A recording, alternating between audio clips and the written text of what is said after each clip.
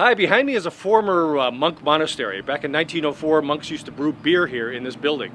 And then it became brewmasters in the 80s and 90s, Bull and Bear after that, and now a brewery once again with the Kenosha Brewing Company. Kenosha now has 4 breweries in the city, and only one of them, the Kenosha Brewing Company, actually is a brew pub with an extensive menu. And we're going to tell you today on Eat This what you have to have when you sit down and have a meal at the Kenosha Brewing Company.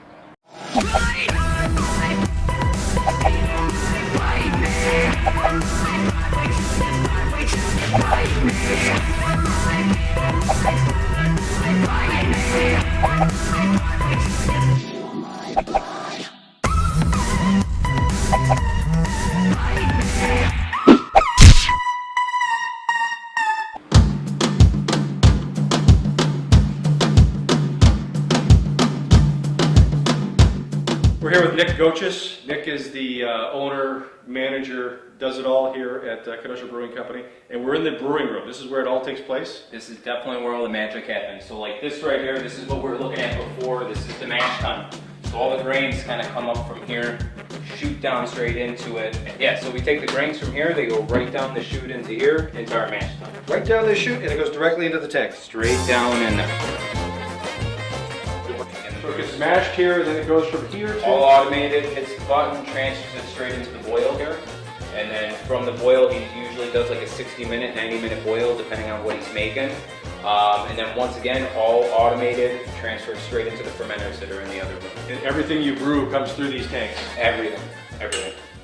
So Nick, the beer goes from the tanks, ages for a little bit before you're released, and then to the kegs and into the tappers. So the beers that we have on tap right now is we have oatmeal stout, we have the Kenosha Brewing Company Pale Ale, an awesome amber, we have our blonde ale, which is probably one of our most popular, especially in this season right now, warming up a little bit. And it's a lower alcohol blonde too. It's not a real. This one we actually boosted up, so this one's probably sitting at about 6.5% ABV. So it's a little bit more than our last batch. Our crew would like that. Yeah, right. And then we got our porter and IPA. And then we also have in the fermenters right now, we have our Oktoberfest that's going to be sitting for a couple months until September time. We also have a wit that is going to be ready this weekend. And then we're dry hopping our IPA right now, which that alcohol content definitely got boosted up a little bit too. We're probably sitting at around 7.2 to 7.5. Up there a little bit? Yeah.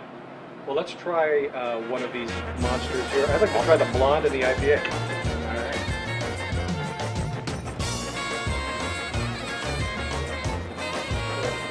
So that is the That blonde? is the blonde. That is the blonde. So we tweaked the recipe just a little bit.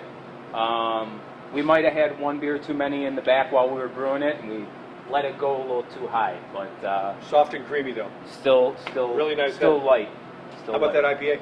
The IPA is sitting at about 5.5% alcohol, so it's a little more sessionable.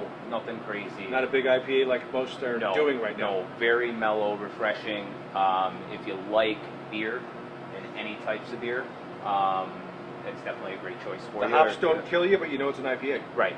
Or especially if you don't like dark beers and you're more of a Miller Lite drinker and you're trying to experiment with like an IPA, this is something really good to go to. It's very sessionable. It doesn't pull any bitterness or a ton of bitterness out of it. It's very light for an IPA. Your beers are just super solid. I mean, they're consistent. They taste like beer should. You know, no additives, no extra frills. And it's kind of like your menu now too, because your menu is built for beer tasting. You simplified your menu, you brought it in a little bit. Yeah, we definitely shrunk down our menu. So we have roughly 30 solid items instead of having 60.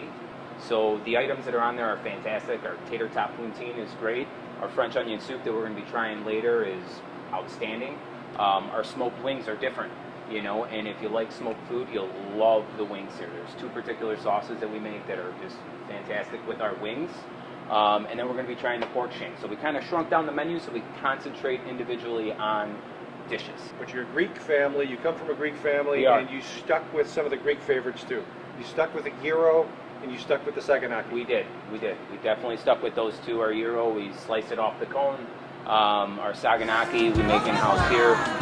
Probably the best saganaki that you're going to get north of Chicago, south of Milwaukee. My mom just spends hours upon hours upon hours making this. It's not something that is 30 minutes, 45 minutes.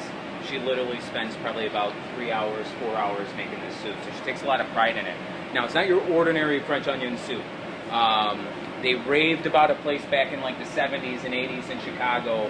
I forgot the name of the place. I think it was like Mel Markham's or something like that. And they had just wonderful French onion soup. It was a little bit thicker than your average French onion soup. So my mom's kind of basing it off of that and flavors that she tried 30 years ago that she's trying to recreate that she hasn't had since. So she loved it. I'm going to recreate it. And she probably made it better. She absolutely loves it. And, you know, it is a little bit thicker. French onion soup's got to be thick, I think. I would agree. You know, you're throwing some bread in there or some croutons, so you definitely don't want the bread to get too soggy. So you serve this in the big bowls? So we serve it only in our crocks over there, the bowls. So we're going to take it from this point here, and we're going to toss it into the broiler over there. Get a nice golden brown on top of the cheese.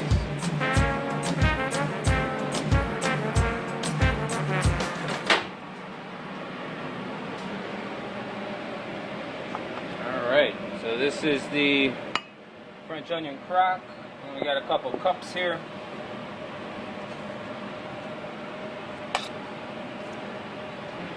This looks really, really good. Good. Yeah, definitely cheesy. You should get cheese in every bite. The garlic crostini kind of adds to the flavor, pulls some of the saltiness out. I think the best food in the world, though, is always the toughest food to attack. Yeah. You know, the food that's the messiest, the stuff that just isn't easy. You got to work at it a little bit.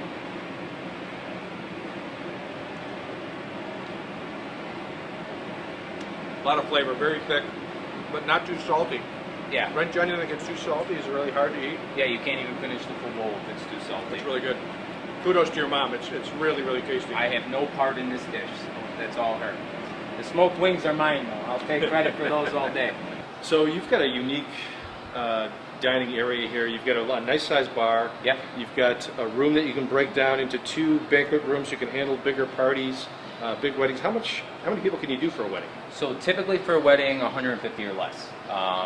You know, that's both rooms in there, and we rent out the whole space. So you get 150 people for a wedding, you have the whole place, inside, outside, and both the dining room and private.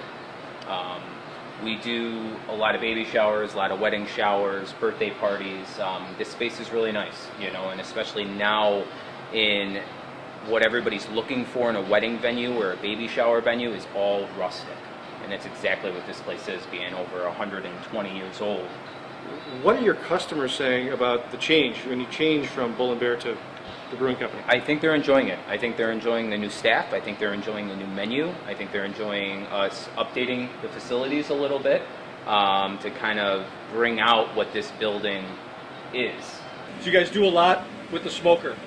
The smoked wings, you do the shank with the smoker. We definitely How does this thing work, and how does it handle all the work? It works for what we're using it as. I mean, it's running all the time.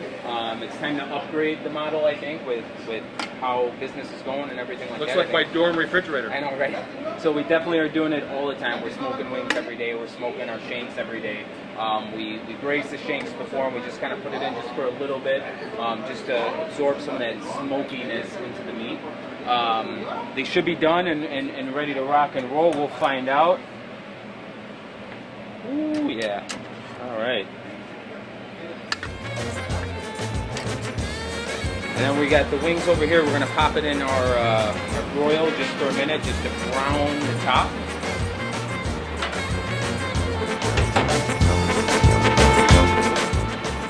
So here we have our Korean bulgogi sauce, which is basically Korean barbecue sauce.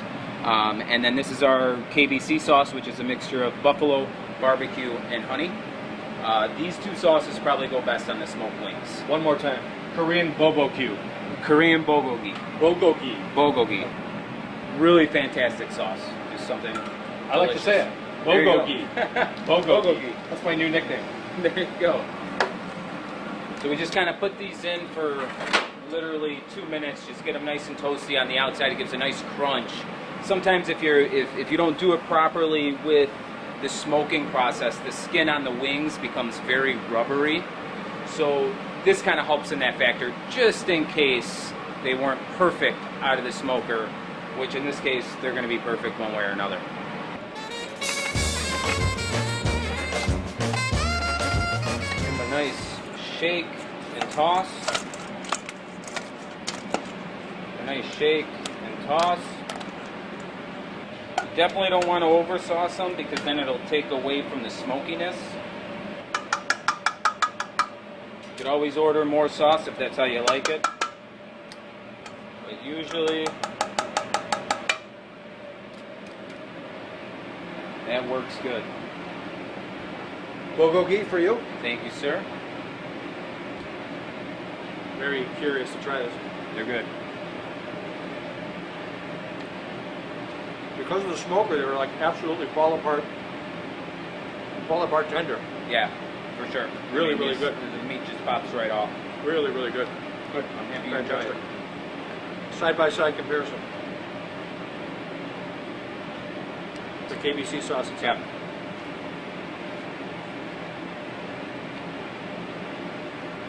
It's great to have them together. You don't want to have 6 wings of the same flavor. Yep.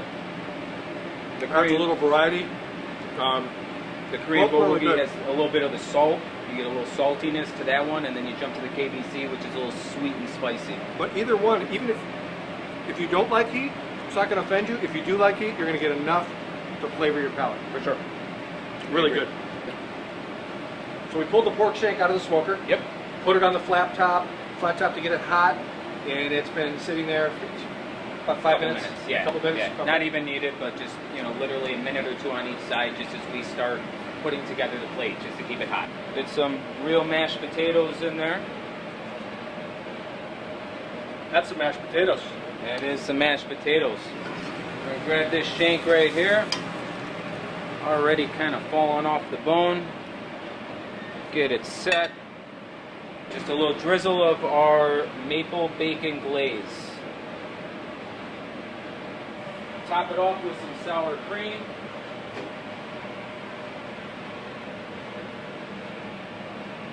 And some cheddar cheese. A little parm on top. And that is just a fabulous, fabulous pork shank. Should fall right off the bone. Good smoky flavor. I think you're going to enjoy it. That looks like Americana to me. There it is, man. There Absolutely it is. fantastic, but you're right. It's Yeah. pulling right away from the bone. It should. You do not need a knife with this whatsoever. Nope. And actually, I enjoy eating with my fingers. Nothing wrong with But that. look at this. That is firm enough to hold together, almost like you're eating a tenderloin Yeah. of beef, or even a tenderloin of Melts right in your mouth. chicken, or chicken thigh even. But really good. That little maple. I don't like things sweet, but I'm not really getting a whole lot of sweet. There's like a little heat in there or something Yeah. else. And this is killer. Yeah. It is. This it is something that people have to have when they come in here. It's a nice dish, and it's priced fairly too. You're not looking at, I think it's $15, something like that. You get a soup or a salad with it, and it's just more than enough food. $15 for something that you're probably going to take some home too, especially with all those potatoes. Yeah. But Nick, this is fantastic. Thank you so much for the tour of the place. Awesome. But I got to say, when you guys come to Kenosha Brewing Company, and I recommend that you do come, you're really going to want to eat this.